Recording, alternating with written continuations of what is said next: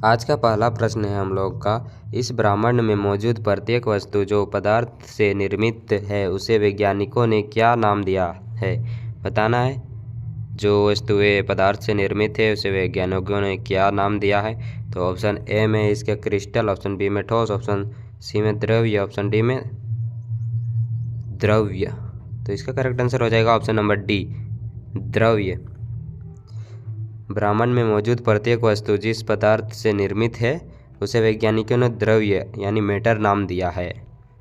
फिर अगला प्रश्न हम लोग का, आकाशगंगा का निकटतम स्पाइरल गैलेक्सी कौन सी है, बताना है। आकाशगंगा की निकटतम स्पाइरल गैलेक्सी कौन सी है। तो ऑप्शन ए में है डवार्ड गैलेक्सी, ऑप्शन बी में सनफ्लावर गैलेक्सी, ऑप्शन सी में एंडोमेंडा गैलेक्सी, ऑप्शन डी में पिनवेल गैलेक्सी। तो इसका करेक्ट आंसर हो जाएगा option number C, Andromeda galaxy. Andromeda galaxy is a correct answer, option B is a right answer. फिर अगला प्रश्न हम लोग का, बिग बैंग सिद्धांत किसके द्वारा प्रतिपादित किया गया था, बताना। बिग बैंग सिद्धांत किसके द्वारा प्रतिपादित किया गया था। तो ऑप्शन ए में इसका थॉमस गोल्ड, ऑप्शन बी में अल्बरूनी, ऑप्शन सी में जॉर्ज लेमेंत्रे, ऑप्शन डी में डा एलन संडेस। तो इसका राइट आंसर हो जाएगा option number C, Georges Lemaitre. Georges Lemaitre is a correct answer, option C is a right answer. अगला प्रश्न है, हमारा ब्रह्मांड कितना पुराना है। ऑप्शन ए में है 13.7 मिलियन वर्ष, ऑप्शन 14 में 14.6 मिलियन वर्ष, ऑप्शन सी में 5.8 मिलियन वर्ष, ऑप्शन डी में है 8.9 मिलियन वर्ष। तो इसका राइट आंसर हो जाएगा ऑप्शन नंबर ए, 13.7 मिलियन वर्ष। हमारा ब्रह्मांड 13.7 मिलियन वर्ष पुराना है, option A is a correct answer. फिर अगला प्रश्न हम लोग का, जॉर्ज लेमेंत्रे का संबंध किस क्षेत्र से जुड़ा है, बताना है। जॉर्ज लेमेंत्रे का संबंध किस क्षेत्र से जुड़ा है। तो ऑप्शन ए में बिग बैंग सिद्धांत से, ऑप्शन बी में है विद्युत धारा खोज से, ऑप्शन सी में डीएनए अम्ल की खोज से, ऑप्शन डी में सौर्य प्रणाली की खोज से। तो इसका राइट आंसर हो जाएगा ऑप्शन नंबर ए, बिग बैंग सिद्धांत से। जॉर्ज लेमेंत्रे का संबंध बिग बैंग सिद्धांत से है। अगला प्रश्न हम लोग का, आकाशगंगा का आकार है, बताना। मिल्क अवे का आकार क्या है। तो ऑप्शन ए में नियमित है, ऑप्शन बी में अनियमित है, ऑप्शन सी में सर्पिलाकार है, ऑप्शन डी में अंडाकार है। तो इसका करेक्ट आंसर हो जाएगा हम लोग का ऑप्शन नंबर सी, सर्पिलाकार है आकाशगंगा का आकार। फिर अगला प्रश्न हम लोग का, निम्नलिखित विकल्पों में से कौन सा आकाश में एक तारामंडल नहीं है, बताना है। इनमें से कौन विकल्प में एक तारामंडल नहीं है। तो ऑप्शन ए में शर्मिष्ठा, ऑप्शन बी में है सप्त ऋषि, ऑप्शन सी में लुब्धक, ऑप्शन डी में काल पुरुष। तो इसका करेक्ट आंसर हो जाएगा option number C, Sirius. English name है Sirius. Lubdhak is a correct answer.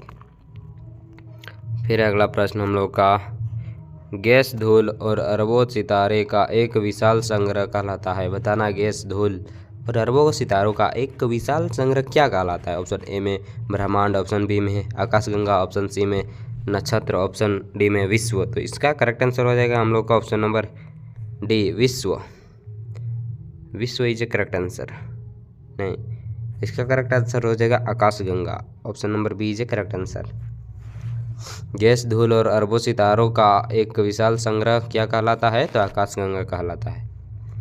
फिर अगला प्रश्न हम लोग का, ब्रह्मांड का अध्ययन ब्लैंक स्पेस के रूप में जाना जाता है, बताना। ब्रह्मांड का अध्ययन किसके रूप में जाना जाता है। तो इसका करेक्ट आंसर हो जाएगा ऑप्शन नंबर सी, कार्समोलॉजी के अध्ययन के रूप में जाना जाता है, option number C is a correct answer. फिर अगला प्रश्न हम लोग का, हमारी आकाशगंगा मिल्की वे के सबसे नज़दीक कौन सी आकाशगंगा है, बताना है। मिल्की वे के सबसे नज़दीकी कौन सी आकाशगंगा है। तो ऑप्शन ए में है इसका भंवर आकाशगंगा, ऑप्शन बी में एंडोमेंडा आकाशगंगा, ऑप्शन सी में वर्गो स्टेलर स्ट्रीम, ऑप्शन डी में टाइनेगुलम आकाशगंगा।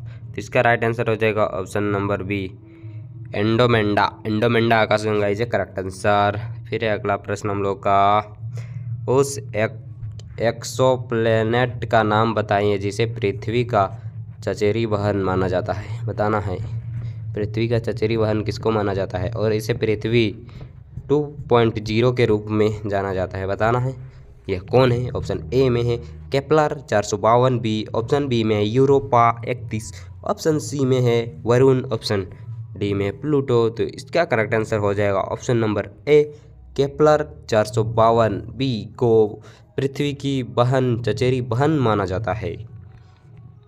फिर अगला प्रश्न का, वह कौन सा नक्षत्र है जिसे हंटर भी कहा जाता है।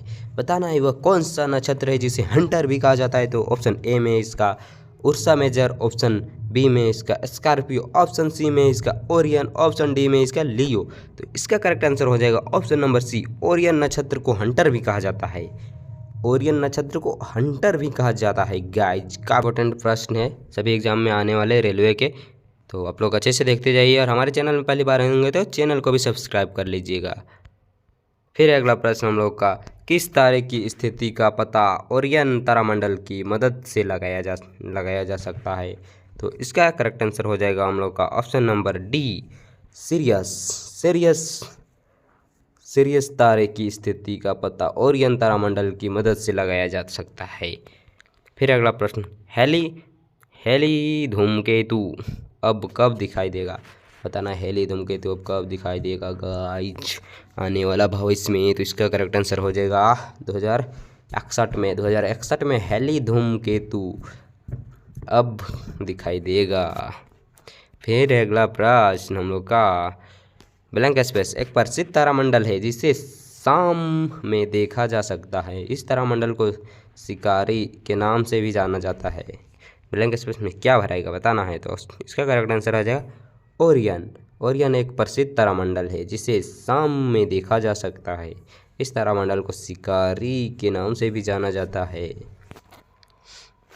आज के लिए इतना है। अगर वीडियो थोड़ा सा भी हेल्पफुल लगा होगा और आप आरआरबी, एनटीपीसी या रेलवे के कोई भी एग्जाम का तैयारी करते होंगे तो हमारे चैनल से जुड़े रहें PYQ प्रश्न पाने के लिए। Thanks for watching.